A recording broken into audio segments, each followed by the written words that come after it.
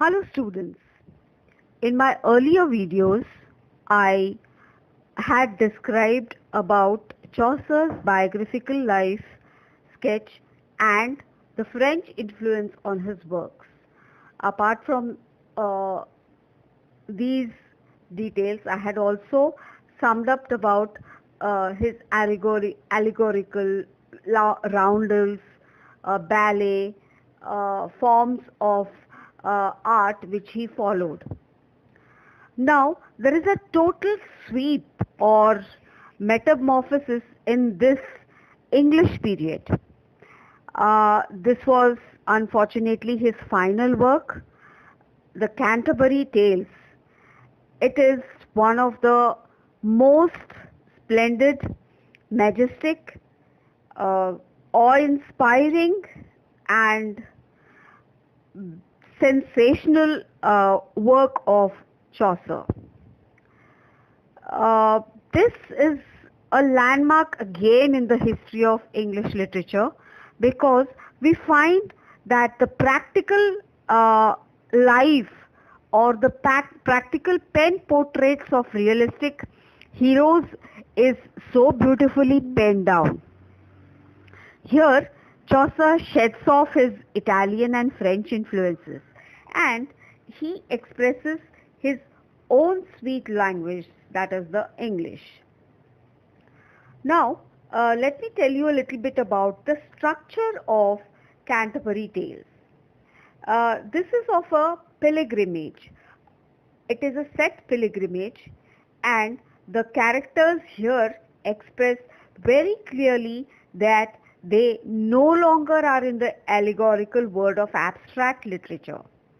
They have come down to the real life, the real practical life where things happen not because of some belief or anything, but they are the truth of life.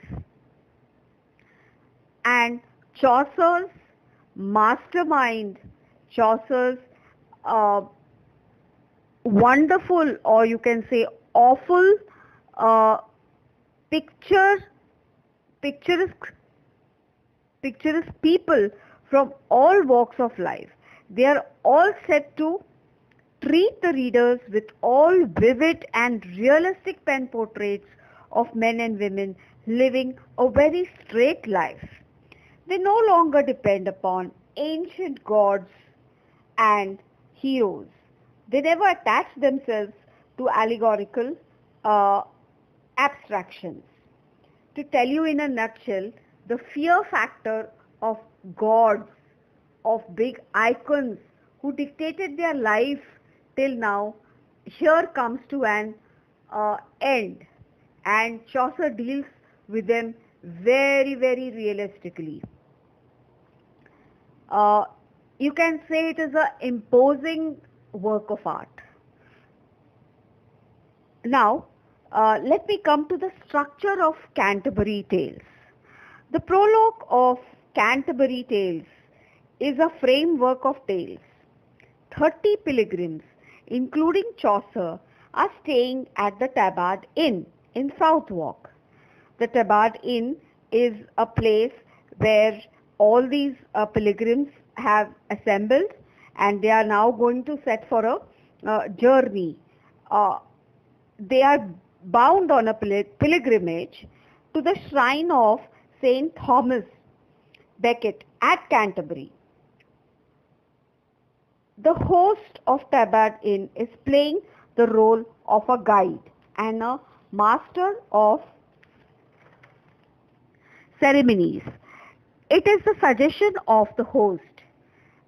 In order to avoid boredom, each traveler should narrate 2 stories on the forward journey and 2 stories on the return journey.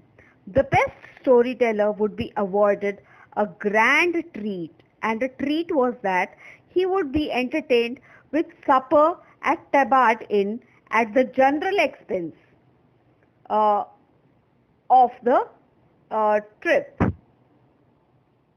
Now, this is the basic plot, and now let me tell you about the characters. I am coming to the characters now.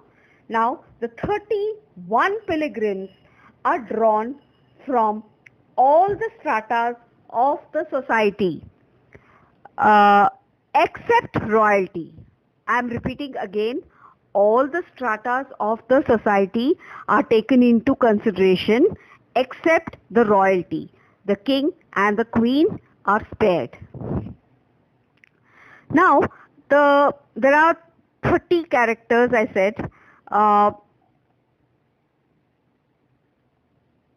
One is the narrator, that is Chaucer himself. So it becomes 31.